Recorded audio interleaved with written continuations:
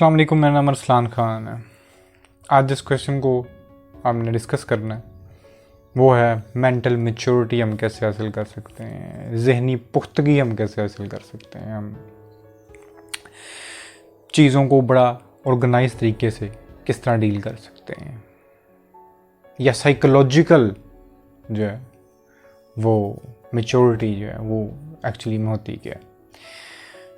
जो लोग मुझे रेगुलर सुनते हैं उनको पता होगा कि मैं एक बंदे से साइकोलॉजिकली अगर मैं बात करूं तो बड़ा ही इन्फ्लुएंस्ड रहा हूँ, और उनका नाम है कार्ल गुस्ताव यंग।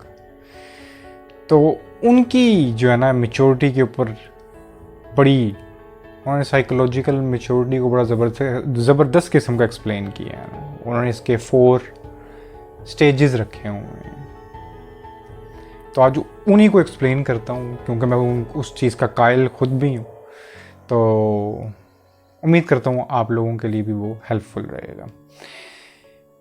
यंग बोलते थे कि मैच्योरिटी, जो साइकोलॉजिकल मैच्योरिटी है, जो मेंटल मैच्योरिटी है, उसको हासिल करने के हमारी ज़िंदगी में 4 स्टेजेस होते हैं। ठीक है, ये कोई ओवरनाइट थिंग नहीं है कि आप जो है ना एक दिन उठेंगे और सुबह आप नेक्स्ट डे से बड़ा मैच्योर आप सोचना शुरू कर दोगे चीज़ों को। और आपको मैं एंड पे बताऊंगा कि मैच्योरिटी एक्चुअली में होती क्या है, और जो अगेन जो यंग ने एक्सप्लेन किया, वो कहते हैं सबसे पहला स्टेप जो होता है ना वो होता है एथलीट। फर्स्ट स्टेज कह लो, वो एथलीट स्टेज है, उसका नाम उन्होंने रखा हुआ है। और वो स्टेज क्या होती है हमारी ये टीनेज के अंदर, 20s के अंदर, फिर ठीक है उसके अंदर हम क्या कर रहे होते हैं।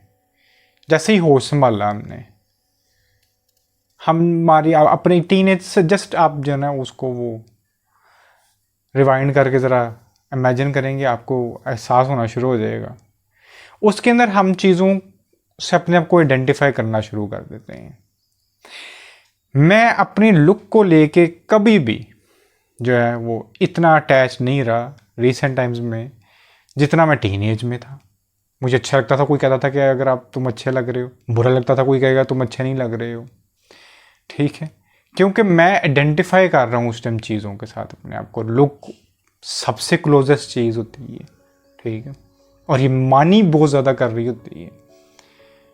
ठीक है, मेरे पास पैसे हैं, अगर मैं किसी अमीर घर में पैदा हूँ तो सबसे ज़्यादा वो टाइम होता है जिसके अंदर मैं उसकी नुमाइश करने की कोशिश करूँगा, करेगा अपने दोस्तों में या इधर उधर। हर हमारी जो इन शॉर्ट कहूँ कि ईगो की पीक लेवल जो होता है वो हमारी वो एथलीट स्टेट के अंदर होता है। हम ईगो की पहाड़ी की चोटी के ऊपर खड़े होते हैं, क्योंकि मेरे नज़दीक तो ईगो आइडेंटिफिकेशन ही है। और आप देखेंगे अब आपके अंदर एग्रेशन बहुत ज़्यादा होता है, आपको गुस्सा बहुत आता है, आपको हल्का सा कुछ हो जाए आपको पता है ये मेरे साथ क्या, क्योंकि आपकी को एक्सट्रीम लेवल पे होती है उसमें। अगेन वो हमारी सबसे अनमेच्योर एज होती है, उसके अंदर हम ये हमारी ज़िंदगी का एक पार्ट होता है। अब थिंग इज़ कि कुछ लोग होते हैं जो पूरी ज़िंदगी एथलीट स्टेट में मर जाते हैं। वो हो सकता है 80 साल का हो बट अंदर से वो बच्चा ही है। आपकी लाइफ में बहुत से ऐसे लोग होंगे जो एक्सट्रीमली इगोइस्टिक होंगे, उनके लिए पैसा ही सब कुछ होगा, उनके लिए उनकी जो अपीयरेंस है वही सब कुछ होगी। अगर ऐसे लोग आपके पास इर्द गिर्द नज़र आए तो समझ लेना वो एक फर्स्ट स्टेट, एथलीट स्टेट के अंदर ही रह गए हैं, वो उससे आगे गए ही नहीं। ये फर्स्ट स्टेज, ये फर्स्ट स्टेप है, फर्स्ट स्टेज है। सेकंड स्टेज, उसका नाम वॉरियर स्टेज रखा था यंग ने। ये आती है 30s के बाद। 30s के बाद आपकी लाइफ में क्या सब कुछ चल रहा होता है, आप अपनी चीज़ों को जो है ना लाइफ को ऑर्गेनाइज करने की कोशिश करते हो। ये जो ईगो लेवल्स होते हैं, ये सारी चीज़ें जो होती हैं, ये अगेन एक सेन इंसान के अंदर जो बड़ा स्मूथली लाइफ गुजार रहा है, वो चीज़ों को सोचता है कि यार मुझे इन चीज़ों को ऑर्गेनाइज करना है, मुझे वार लड़नी है अपने। जो सब कुछ जो मैंने कहते हैं सोचा था, एक रियलिटी चेक मिलता है इसके अंदर हमें 30s में। मुझे टीन एज में या एथलीट स्टेट में कह लें कि मुझे लगता था कि मैं शायद बड़ा होकर कोई आतिफ असलम जैसा सिंगर बन जाऊंगा, और मुझे लगता था ज़िंदगी में ये होगा मेरे साथ। मैं फिल्म में कोई हीरो देख रहा था, मुझे पता है मेरी ज़िंदगी में मैंने एक दिन इस तरह भी हो रहे होना है। कोई अच्छी बुक मुझे नज़र आती थी, मैं इससे अच्छा तो राइटर मैं खुद एक दिन बन जाऊंगा। बट आप एग्जाम्पल है कि एक म्यूजिशियन है, उसको लगता है कि एथलीट स्टेट में अर्ली उसको लगता है कि मैं बड़ा ज़बरदस्त सिंगर भी हूँ, सब कुछ हूँ। आपको जाके 30s के आगे जाके एक रियलिटी चेक मिलता है, चीज़ें ऐसी नहीं है। हो सकता है आप बकवास करते हो, आपके कोई 2-3-4 दोस्त थे, उन्होंने आपको कह दिया कि यार तो अच्छा गाता है, वो सब कुछ नहीं है। आगे आपका कोई कैरियर नहीं बन सकता। नाउ इज़ द टाइम, आपको रियलिटी चेक मिला, मूव ऑन, कुछ और देखो।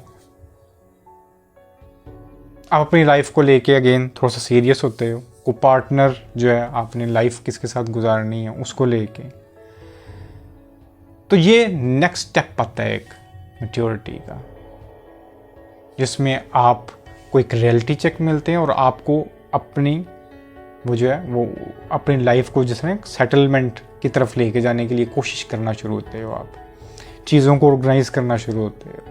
आप देखते हो कि मैं एक्चुअली में कहाँ पे हूँ, वो इल्यूजन से थोड़ा सा निकल के जो पीछे एथलीट स्टेज में थी या हमारी बिल्कुल यंगर एज में थी।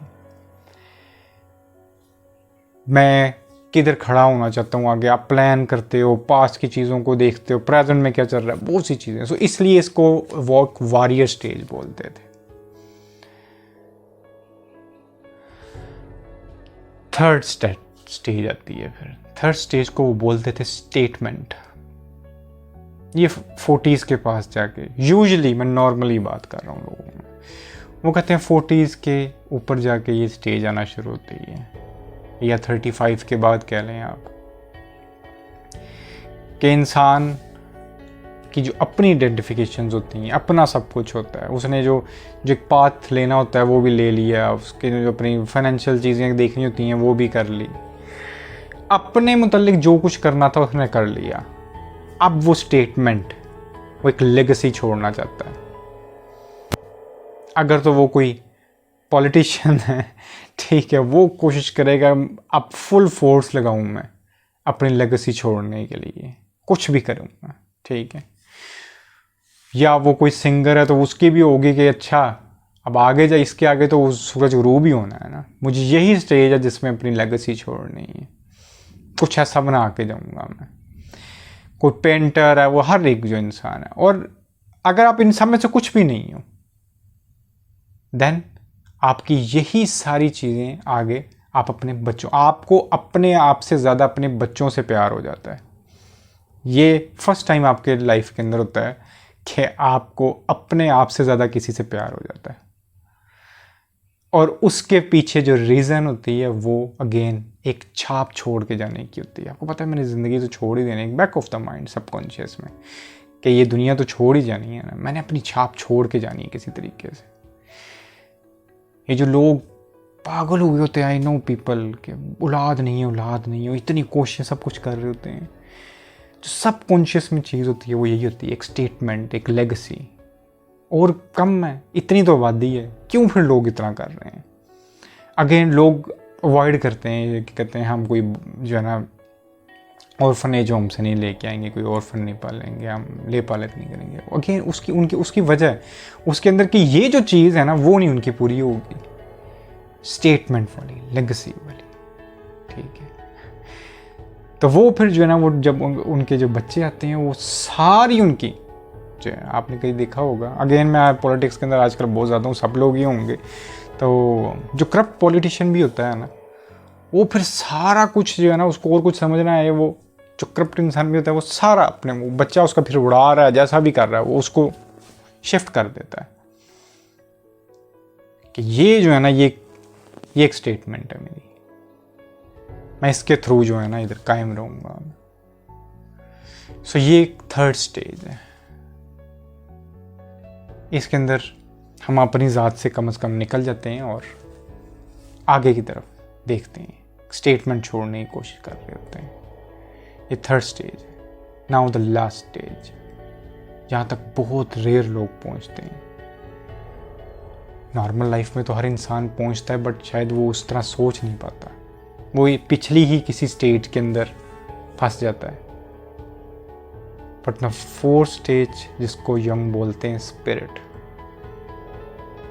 वहाँ पर जाके उसको एहसास होता है ये जो मेरे बच्चे थे ये भी मेरे नहीं थे।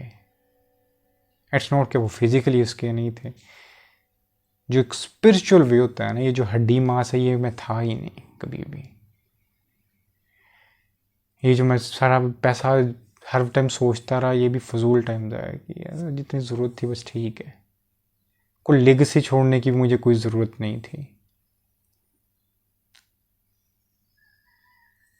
इधर एक लाइन बड़ी प्यारी यंग की, अगेन कॉल गुस्ताव यंग की है, उनकी एक लाइन है कि उर्दू में बताता हूँ कि वो कहते हैं कि जितनी देर तक तुम बाहर देखते रहते हो ना, तुम ख्वाब देखते हो, तुम ड्रीम्स देखते हो, बट जैसे ही तुम अंदर देखना शुरू करते हो तुम्हारे ख्वाब ख़त्म हो जाते हैं, तुम रियलिटी की तरफ आ जाते हो, फिर ड्रीमिंग नहीं होती, वही सच है, वही पीस है, वही वो हकीकत भी वही है। सो स्पिरिट स्टेज के अंदर हम अपनी रूह की तरफ जाते हैं, स्पिरिट की तरफ जाते हैं, और कोई मतलब बैद नहीं। हम नॉर्मल देखते हैं कि ज़्यादातर जो ओल्ड एजेस में लोग होते हैं वो ज़्यादा आपको रिलीजियस भी मिलेंगे, ठीक है, क्योंकि उनको समझ लग जाती है इन सारी चीज़ों की, क्या दुनिया के अंदर ये सब कुछ करते रहे हैं वो ना, ये था असल में जो सुकून था वो यहाँ पे था, क्योंकि अब उनको वो शायद वो जो एक भाग दौड़ होती है ना, उनको वहाँ पे जाके जब जिस्म ज़रा थक भी जाता है तब उनको टाइम भी मिलता है, तो यार सारा इल्यूजन था ना। वो spirit state he basically psychological mental maturity. Now thing is I know कि ओवरनाइट तो नहीं होता, और ज़रूरी भी नहीं है कि आप पूरी ज़िंदगी ही गुजार के 80 साल के होके इतनी मैच्योरिटी हासिल करें कि आपके ऊपर ये चीज़ खुले कि सब कुछ जो है वो हकीकत नहीं है, ये हड्डी मांस, ये मेरे बच्चे, मेरी बीवी, मैं कहाँ पैदा हुआ, ये सब कुछ जो है आप पे ये सारी चीज़ें पहले भी खुल सकती हैं।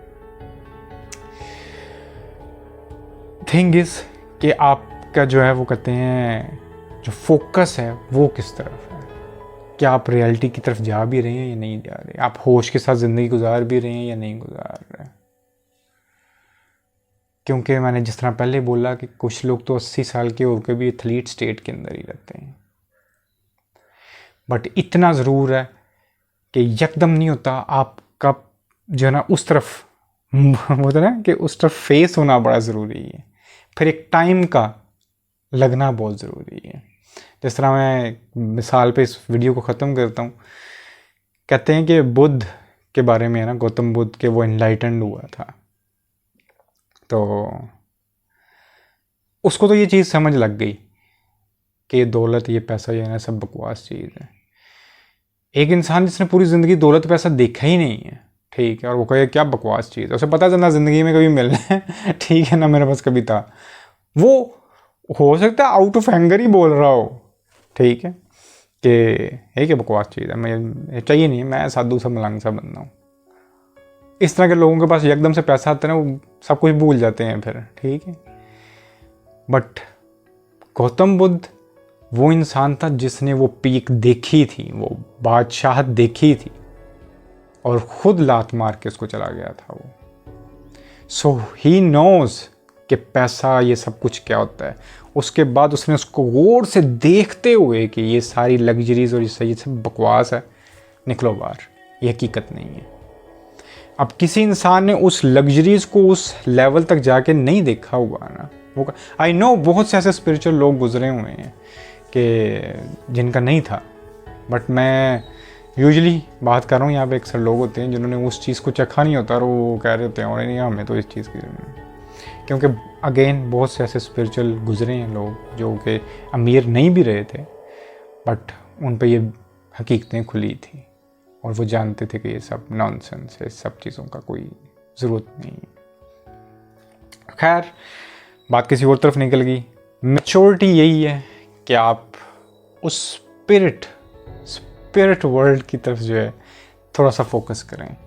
आपको खुद एहसास होना शुरू होगा कि लाइफ को हम सब लोग बड़े मैकेनिकल वे में, बड़े नॉनसेंस वे में देख रहे हैं, और आप लोग अब बताएंगे कि आप कौन से स्टेट पे खड़े हैं, और उसके हिसाब से फिर आगे आप अपनी चीज़ें देख सकेंगे।